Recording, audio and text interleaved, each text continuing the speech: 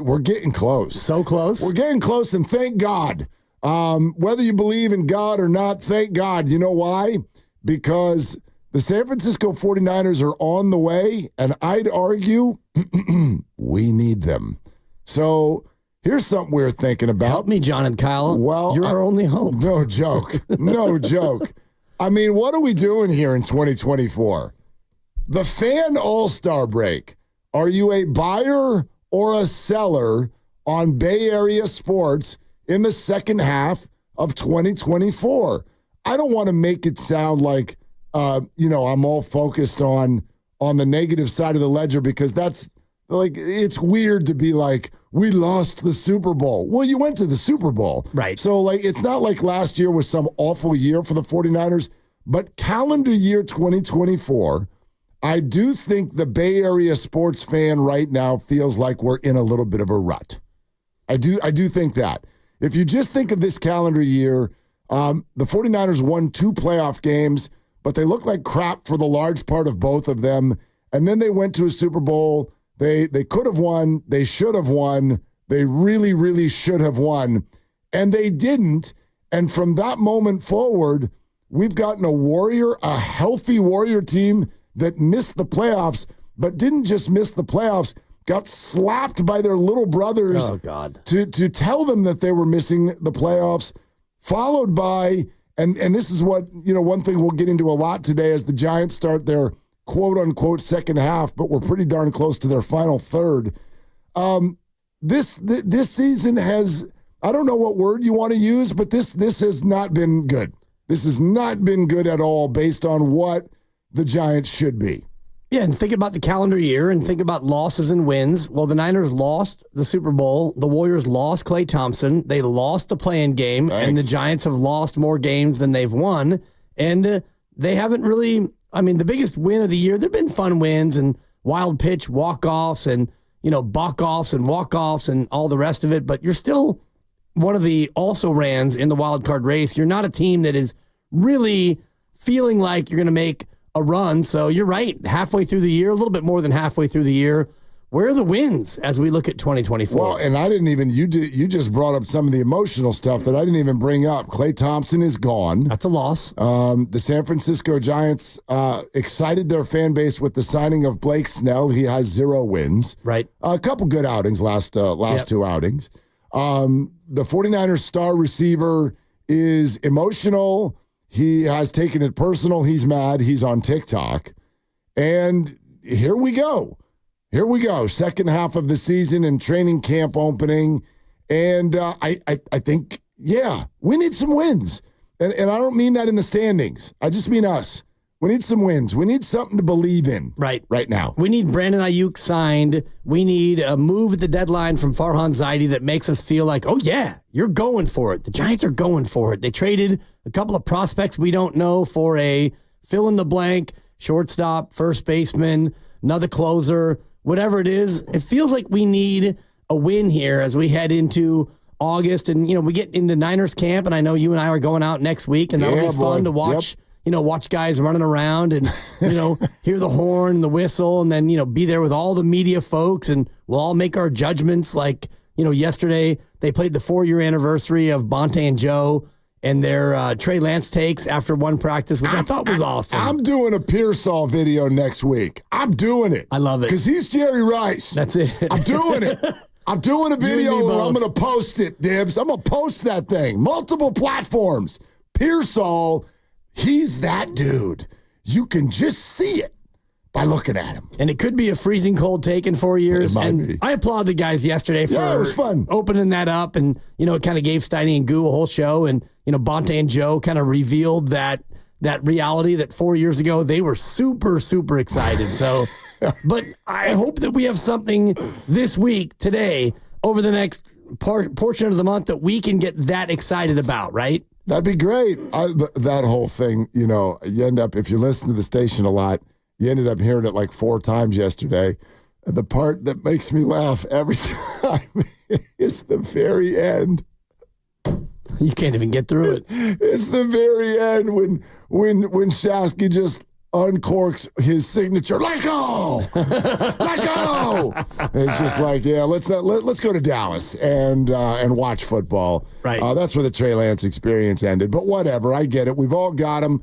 I've sat here and thought about how would I handle a show if the breaking news sounder hits, and this might happen here in the second half of 2024. The breaking news sounder, Grandy hits it, and they go through the little music and the little intro, and then he gives me that point, and I go, and he whispers in my ear, check Giants Twitter. Oh. Giants Twitter. Schefter. It's a Schefter. It's a Woj bomb. I go to Giants Twitter and I go John Heyman. And there it is. I'd rather not. Check Jeff Passan. Totally. Bob Nightingale. And I go, okay, the San Francisco Giants have fired Oh, no. President of Baseball Operations Farhan Zaidi. I'm well aware of what my reputation is in this town, and I know that some of you are waiting. You're waiting to turn things that I've said throughout the years into one of those freezing cold takes, and it may well be. It may already be. The fact that when they hired him, I thought it was a fantastic hire. And then I got a chance to talk to him, and we got to watch things sort of unfold. And yeah, there's the Bochy year. And you're like, okay, we're just kind of, hey, I'll move on. And then, so you're setting the table. Right. Thank you. And thank you, Boach. And you get through that year, and then there's the pandemic year. We only got to play 60 games. And so it was a big whatever.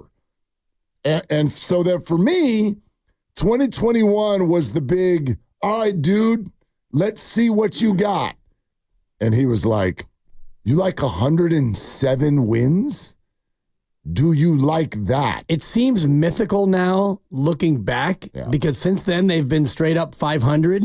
Not even. Yeah, a shade below. Yeah, but the 107 almost feels like an anomaly. It is an anomaly, but it feels almost like it didn't happen. And my freezing cold take, one of them, plenty of them, is in that year, you remember what was often, I thought, a national argument, which is this is a paper tiger. This isn't real. This is quirky, or the F word. I love the F word. Fluke. This is a fluke. It's a fluke, Mark. And I fought the fluke. Yeah. I fought the fluke. I sat there after every single game and me both. spoke on the radio. We battled. Fluke is like, hey, we're not that good, but we somehow scratched out 87 wins. I'm like, they won more games than any Giants team in the history of a very storied organization. How could that be a fluke? It was a fluke. It was a fluke. Let's go ahead and cut that, Grandy. It was a fluke. Thank you. And it sucks to hear you say that. They have been uninteresting and ineffective ever since. And so, here we are.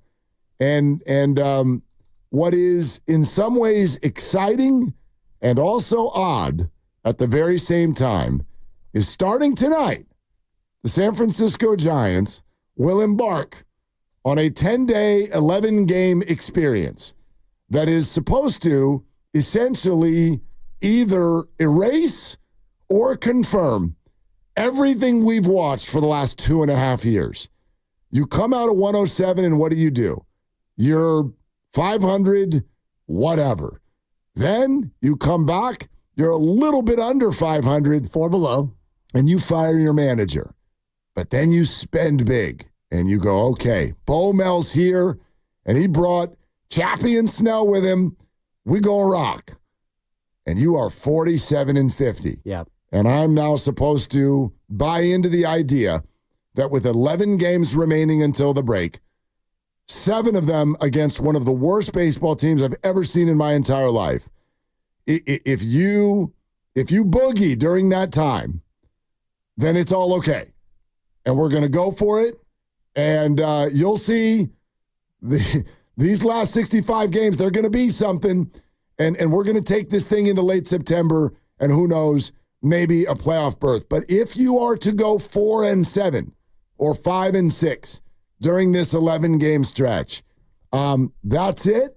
We're selling pieces off, and I'm actually going to start. I'm going to call U-Haul and just have them send a couple boxes. I'm not going to fill them yet, but I'm going to be prepared to clean out my office here in about 2 or 3 months. For Farhan, yeah. Right. And shout out Pods, which not P-O-D-Z, but P-O-D-S, which I don't know if you go around your neighborhood and you look. Oh, sure. Those things in the driveway. Exactly. Yeah. Somebody's got a Pods in their driveway, and it's like, oh, somebody's moving. And that's the clear-cut sign before the real estate sign comes up. Somebody's got a Pods, and it's like, ooh, this person's on the move. Sometimes that means someone's moving. Sometimes it means they've given up. They're like, Right. We don't have any space in here. I won't throw things away. I refuse to do spring cleaning. Let's put a box on the driveway, and instead of parking our car there, we'll put more crap. It's just so funny you say that because in my neighborhood, we do what I call garage judgment, where somebody has their garage door open, and you know, we're walking with the 2-year-old, and you walk by somebody's garage, and you look in, and you go, hoarder. Oh, boy. That's a hoarder. Yeah. That's a hoarder. Or you look at another garage and it's like, man, you have garage envy. Somebody who's got everything put away, overhead bins, workout. You got workout equipment in the corner. Carpet. You can park two cars in there. You got a TV and a couch. If you've got a garage, can you park 2 cars, 1 car, or 0 cars? I don't know. Garage judgment. I don't know the last time I've been able to park 2 cars into a garage. When I lived down south, there were a couple places I lived that had a carport.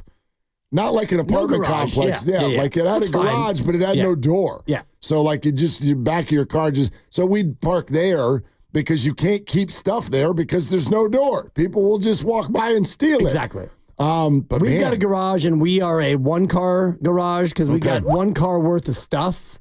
And, that's fine. Supper's got her Peloton tread, and we got whatever, the washer dryer. So we're 1-car status, but you do walk by some places, and it's like, man, you couldn't even put like a children's bike in there. Yeah, I'm lucky. I don't have a garage, and therefore I am free from judgment. Yeah, and I also free from hoarding. You can't hoard. Can't do it. Right. Although I do have I got a big old secret space down below the house. Nice. But you can only go there in the summer because the walkway down there, when it rains, you're not going down there. So don't put anything down there that's slippery and dangerous, or both. Yes, okay. And just dirty, muddy. Yeah, not going down there. And spiders too. Yeah.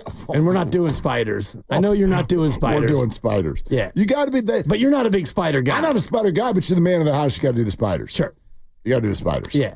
Anyway, back to Wiggins. Farhan, Pods, boxes. I mean, we're looking. It's funny that you say that. Like the next 10 days, and you hit me with 10 days and 11 games, and it reminded me of one of my favorite things that's coming up, an actual doubleheader. An actual doubleheader. 2 games inside one day. The Giants do not have a day off before the break, and in fact, on one of the days, they're going to jam 2 games in there. They're going to jam 2 games in there. And I love it. Okay? It's old school. Yeah, so Colorado's a 4-game series in 3 days next weekend, 2 games on Saturday. The Dodgers next week. That's a 4-game series, 3 games in Colorado this week, 11 games in 10 days. And in many ways, this is fun. It's exciting. It is also wildly irrational. This is the stupidest thing I've ever seen us buy into in sports. Farhan Zaidi's going to tell us last week. So, well, the players have to tell us which direction we're going. No sport should decide the future of what they're doing in 10 days. That's dumb. That doesn't make any sense. I actually don't even believe that he believes that. I think he was trying to send a message. I think he was trying to create urgency in the clubhouse. I don't know what's going on in the clubhouse. I can't tell you if the guys are playing Pusoy Dos or if they're staring at each other going, we better freaking win tomorrow, or somewhere in between. I don't know. But if you're telling me that after 2.5 years of slightly sub-500 baseball, you're going to decide who you are from today till next Sunday, that is irrational. Right. That's totally irrational. It is, but it's also real because if they do go 3-8 over these games and you realize that you're then 6 or 7 games out of the wild card. Well, you're not going to go out and buy anything. And if you don't buy anything, you're hoping that Robbie Ray comes back and is impactful and Snell stays healthy and you actually make a run. And if you don't make a run and you don't do anything at the deadline, I do think that this becomes a definitive moment for Farhan Zaidi. And I think that maybe the die would be cast at that point. But if you do go 8-3 over the next 11, including maybe you take 3 or 4 from the Dodgers, and it's like, whoa. Maybe. I mean, the Giants are going to huck some real pitchers at this team Monday through Thursday. And the Dodgers are being a little wobbly right now. Their pitching staff's not great. Their lineup. It's minus Mookie. So, the Dodgers are gettable. Giants just took 2 out of 3 from them. And quite frankly, probably should have had all 3 when the Dodgers were here about a week and a half ago. So that series feels a little bit less scary. And I don't know how the Giants are going to play their pitching staff. The only thing they've announced is that Kyle Harrison will throw tonight. But I have to think that Logan Webb is going to get a Dodger game. I have to think that Blake Snell is going to get a Dodger game. I bet Robbie Ray gets a Dodger game. And so you're throwing some real starting pitchers at that team. You have to at least split it. To me, par or the hope/expectation, 7-4. You have to win both the Rockies series, and you have to split in L.A. You go 7-4, you get to the break at straight up 500, and you try to boogie. Now, what does that even mean? I don't even know what's available. You know what I mean? I don't know who's out there. And what are you going to go get? You're going to go get a shortstop? Right. Are you going to go get a corner outfielder who hits home runs at a high clip? Maybe you go get a closer. Mason Miller's going to be available from the A's. Depending on how you feel about Camilo Doval and his ability to be your closer, not only now, but going into the future, maybe that's a move that you look to make. I said earlier this week that if the right thing presents itself, I don't think the Giants should be closed to trading Camilo Doval at all. I'm not trading him just to trade him. But I feel like some of the qualities he has shown off the field this year are not good. And when you combine them with qualities on the field that have not been that good, I would be open to the idea if you felt, as you just kind of laid out, there was a suitable replacement, either as an acquisition or if you feel like Ryan Walker is ready to do this. I don't know. The closer that's a certain mentality. It's a certain characteristic with people. I don't know if any of the other bullpen guys have it, but I tell you what, when Ryan Walker takes the mound right now, I'm a hell of a lot more confident that that's going to be a 0 on the board than when Camilo goes out there. Yeah. It's not even close. Yeah, and that's something you have to address. And again, depending on how these next 10 days go, which is pretty hilarious when you think about the totality of the Farhan Zaidi era, 10 days to decide, are you buying? Are you selling? Is he staying? Is he going? Where are we with the Giants here as we go down the stretch? Because the wild card is gettable. The D-backs right now are a game out at 49-48. The Mets are 49-46. You're only 3 games back. So if you go on a nice little 10-day run over 11 games, you could jump up to where you are right on the precipice, and that's all anyone wants. Yeah, you could do that, and life is always like anything else. It's a matter of perspective. You're like, only 3 games out. I heard Grandy saying this on the way in. It's like, you could make that up in a weekend. All true. So you could blue sky this. Here's another way to look at it. The Pirates are ahead of the Giants, and they've got the same record as the Reds. Yep. And you don't look at those teams and think a damn thing. In fact, you think of those teams as representative of whatever. National League, those are some of the teams that aren't trying. The Pirates have a better record than the San Francisco Giants, and the Reds have the same record as the San Francisco Giants. And the Mets are the 3rd wild card right now. Correct. And they're not very good. So no. It's gettable, but at the same time, depending on how you look at it, it's also a little bit shameful that you're behind these teams. But 7 of these 11 games you're about to play are against a team that is 34-63. It's a good 34-63, though. Oh my God. Good Lord.